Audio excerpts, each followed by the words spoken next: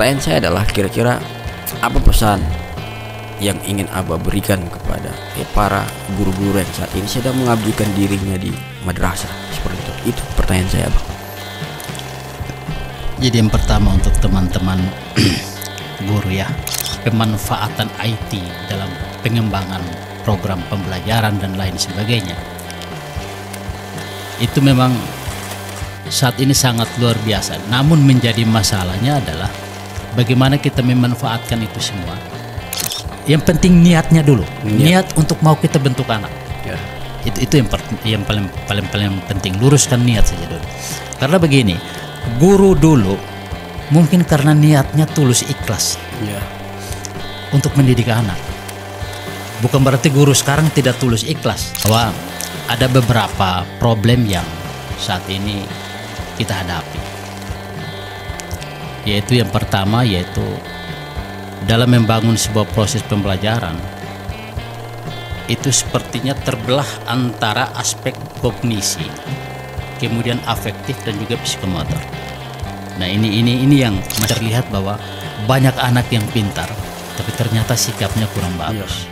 Apalagi banyak anak yang menguasai teori, tetapi bagaimana implementasi teori itu sebagai unsur psikomotoriknya yang bergerak di situ itu masih sangat minim.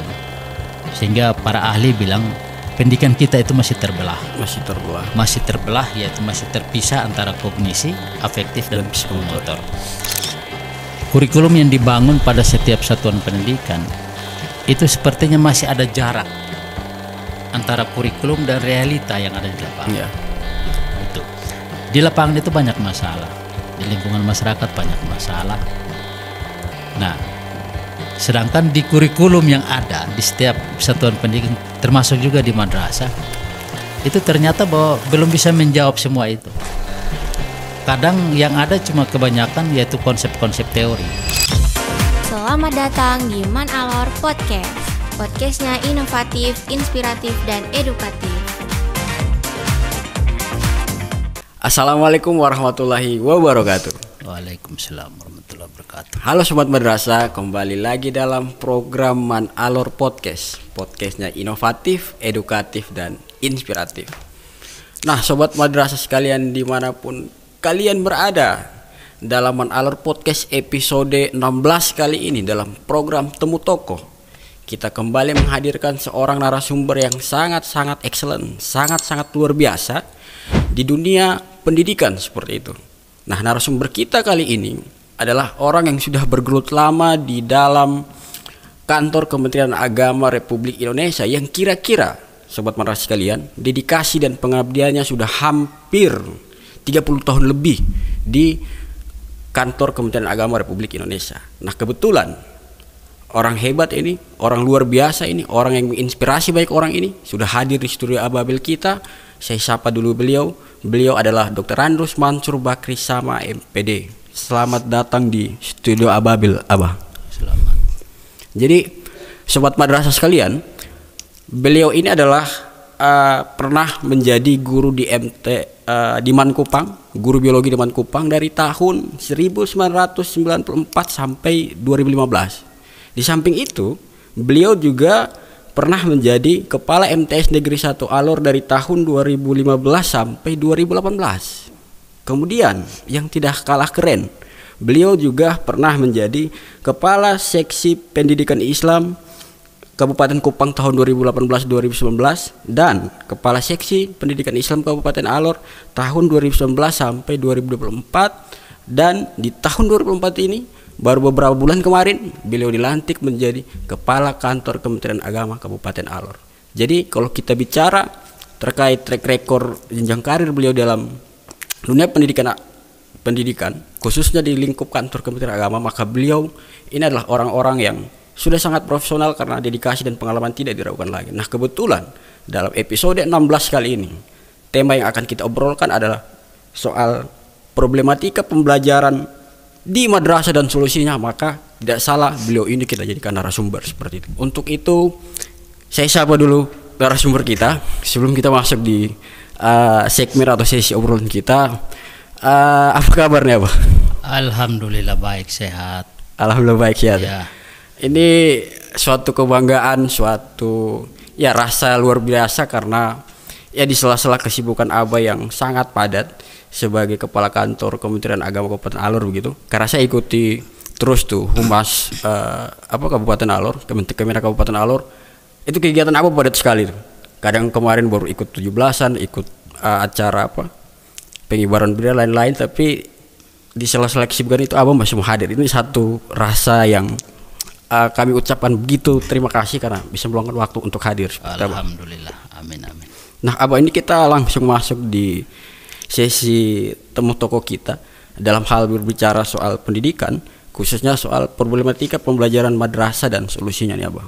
Nah artinya Abah ini kan orang yang sudah 30 tahun lebih pengabdiannya di pendidikan di madrasah seperti itu. Bahkan sampai sekarang Abah sebagai seorang pucuk tertinggi dari pimpinan di Kementerian Agama, dalam hal ini Kementerian Agama Kabupaten Alor seperti itu.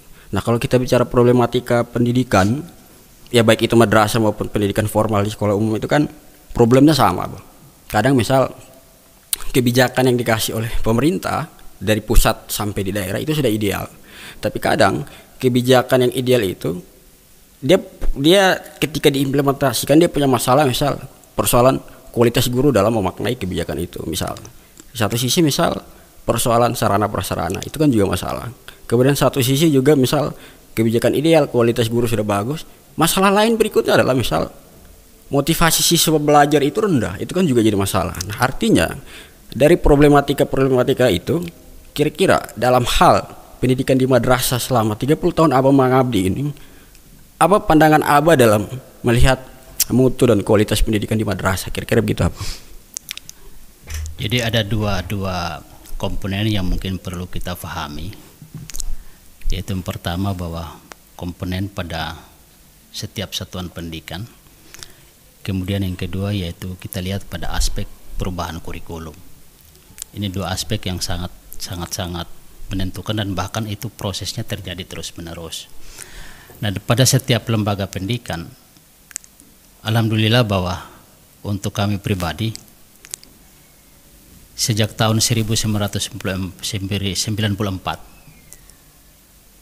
pada saat begitu kami masuk ke madrasah, mengabdikan diri di madrasah, lalu kemudian itu kami coba untuk bandingkan dengan madrasah, perkembangan madrasah saat ini sangat luar biasa dalam progres perkembangannya, baik itu dari sisi sarana prasarananya, kemudian dari sisi kualitas gurunya, itu sangat-sangat berbeda jauh.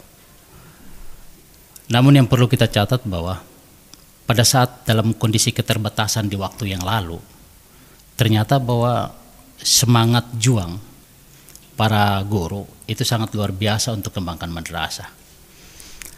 Terus sekarang dengan berbagai fasilitas yang sudah disiapkan, baik itu dari sisi sarana prasarananya, kemudian dari sisi pemanfaatan IT dalam pengembangan program pembelajaran dan lain sebagainya, itu memang saat ini sangat luar biasa. Namun menjadi masalahnya adalah bagaimana kita memanfaatkan itu semua dalam rangka untuk pengembangan madrasah itu sendiri, sekaligus dalam rangka untuk membentuk para peserta didik. Karena kita sama tahu bahwa anak didik yang sekarang kita bina, kita didik di setiap lembaga pendidikan, khususnya itu di madrasah, satu saat mereka akan terjun ke masyarakat.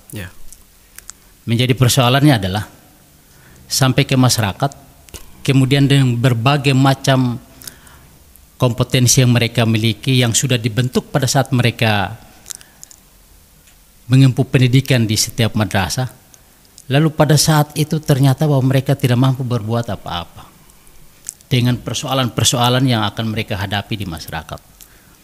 Nah ini menjadi sebuah tantangan tersendiri untuk madrasah yang hidup sekarang, madrasah yang dikembangkan sekarang. Sebagai contoh saja yaitu anak didik atau peserta didik kita bentuk di madrasah, di setiap madrasah mulai dari MI sampai pada aliyah, madrasah aliyah. Pada satu saat mereka akan ke masyarakat dengan berbagai macam persoalan yang akan mereka hadapi.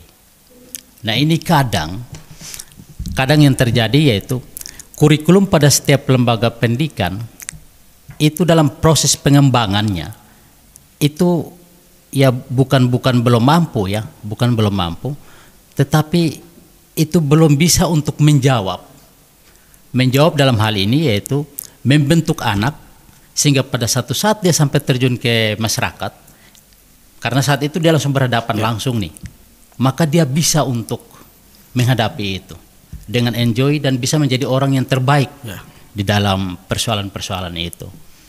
Nah, kalau kita lihat sekarang itu banyak sekali persoalan, sehingga ini yang mungkin perlu kita soroti.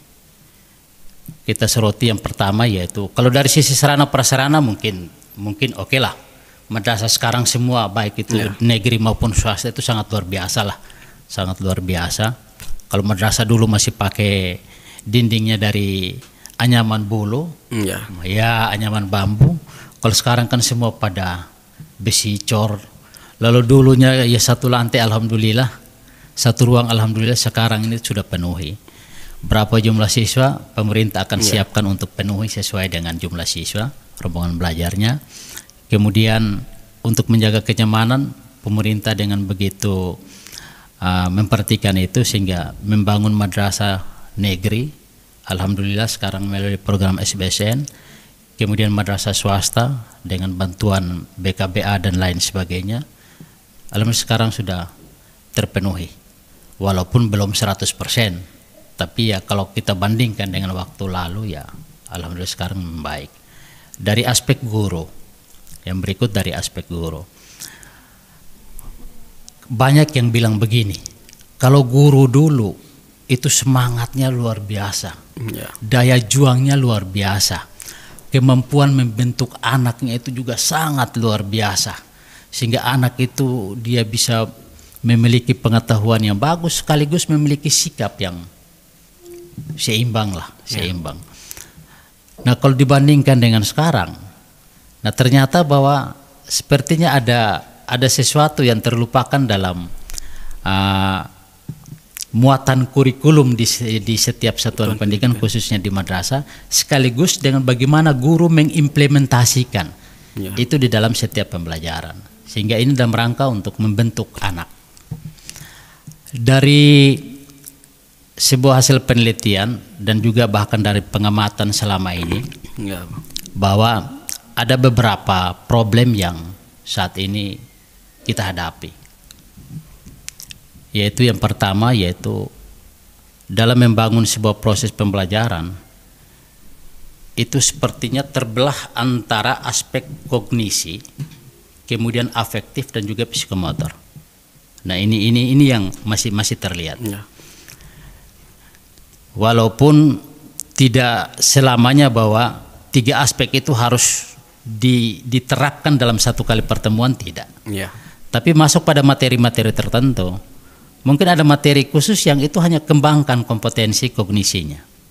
Lalu masuk pada materi-materi tertentu yang lainnya, itu bisa untuk kita kembangkan afektifnya. Begitu juga dengan psikomotorik. Nah, ini yang kadang tenaga pendidik, khususnya guru di madrasah, itu masih banyak yang belum kembangkan itu dengan baik, sehingga masih terlihat bahwa banyak anak yang pintar tapi ternyata sikapnya kurang bagus. Apalagi banyak anak yang menguasai teori, tetapi bagaimana implementasi teori itu sebagai unsur psikomotoriknya yang bergerak di situ, itu masih sangat minim, sehingga para ahli bilang pendidikan kita itu masih terbelah, yaitu masih terpisah antara kognisi, afektif dan psikomotor. Tapi itu dengan syarat bahwa bukan berarti tiga ranah itu harus ditanamkan satu kali pertemuan, diajarkan pada saat pembelajaran, tidak. Tapi pada waktu-waktu tertentu dengan materi-materi tertentu, itu tiga ranah itu bisa untuk kita tanamkan di dalam diri anak. Yang penting niatnya dulu, niat untuk mau kita bentuk anak. Itu yang paling penting, luruskan niat saja dulu. Karena begini, guru dulu mungkin karena niatnya tulus ikhlas untuk mendidik anak. Bukan berarti guru sekarang tidak tulus ikhlas. Karena saya ambil tulus ikhlas di sini, kalau guru dulu itu kan memang tidak ada duit. Itu memang tidak ada duit. Tapi daya juangnya tinggi. Iya, daya juangnya tinggi, punya niat tulus ikhlas itu. Karena keikhlasan keikhlasan itu sekaligus dia bersyukur dengan apa yang dia dapati, sehingga mungkin ada kekuatan lain yang datang kemudian menyentuh itu, yaitu adalah kekuatan dari Allah. Karena Allah akan datangkan rahmat dan berkahnya pada orang-orang yang ikhlas, sabar dan terus bersyukur.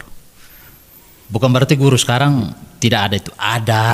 Tapi mungkin ada unsur-unsur lain lagi yang mungkin mengurangi nilai ketulusan, nilai kesabaran, nilai rasa bersyukurnya. Itu yang mungkin guru-guru sekarang begitu. Oleh karena itu alhamdulillah bahwa program dari Pendis itu sangat luar biasa yang terus digaungkan oleh Pak Kabid Pendis, Pak Kiai Haji Pomonto. Lalu itu perlu dan harus wajib untuk diterapkan di seluruh madrasah. Yaitu yang pertama adalah menata hati. Dan memang organ hati ini satu-satunya organ yang bisa untuk kasih rusak tubuh yang begini besar, bisa juga dia akan memperbaiki tubuh yang begini besar. Ini organ hati. Dan kalau itu sudah kita tata dengan baik, maka akan muncullah ketulusan, kesabaran, karena semuanya terkontrol, semua terkontrol. Sehingga sering saya bilang begini, Dewan Pertimbangan Agung di dalam tubuh itu adalah hati. Dewan Pertimbangan Agung dalam tubuh adalah hati. Karena dia yang akan mempertimbangkan semua apa yang kita dapati.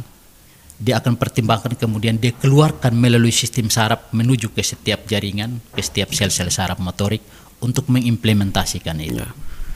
Sehingga jangan kotori hati, tapi hati terus selalu setiap hari ditata. Kita berupaya untuk menata sekaligus meminta petunjuk dari Allah sehingga hati itu selalu terjaga. Kemudian yang kedua yaitu adalah menjaga akhlak. Nah ini pada aspek guru, ini akhlak ini juga penting karena guru adalah media bagi anak-anak didik. Oleh karena itu tidak perlu untuk kita ajarkan teori tentang akhlak pada anak. Ya minimal bahwa kita berbuat dan tunjukkan pada anak bahwa inilah akhlak yang terbaik, akhlak terpuji. Seperti contoh, anak pagi datang, masuk ke kelas, jangan tuntut anak yang berikan salam, karena mereka masih anak-anak. Apa salahnya kitalah yang duluan salam? Kita berikan salam itu sudah menunjukkan bahwa kita sudah mulai mengimplementasi, menunjukkan pada anak bahwa ini loh salah satu akhlak, yaitu lewat salam. Kemudian senyum, tersenyum pada anak-anak. Anak-anak buat salah, anak-anak buat, cukup dengan senyuman.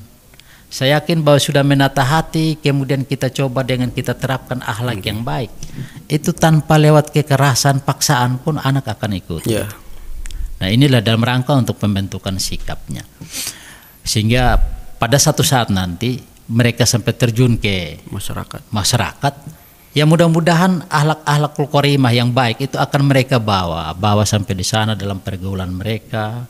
Sehingga pada akhirnya ya insya Allah lah mereka menjadi anak yang baik. Anak yang baik di sana. Kemudian itu dalam aspek yang pertama yaitu problem yang pertama, seperti ada pemisahan. Kemudian yang berikut yaitu kurikulum yang dibangun pada setiap satuan pendidikan itu sepertinya masih ada jarak antara kurikulum dan realita yang ada di lapangan. Itu di lapangan itu banyak masalah, di lingkungan masyarakat banyak masalah. Nah, sedangkan di kurikulum yang ada di setiap satuan pendidikan termasuk juga di madrasah itu ternyata bahwa belum bisa menjawab semua itu. Kadang yang ada cuma kebanyakan yaitu konsep-konsep teori.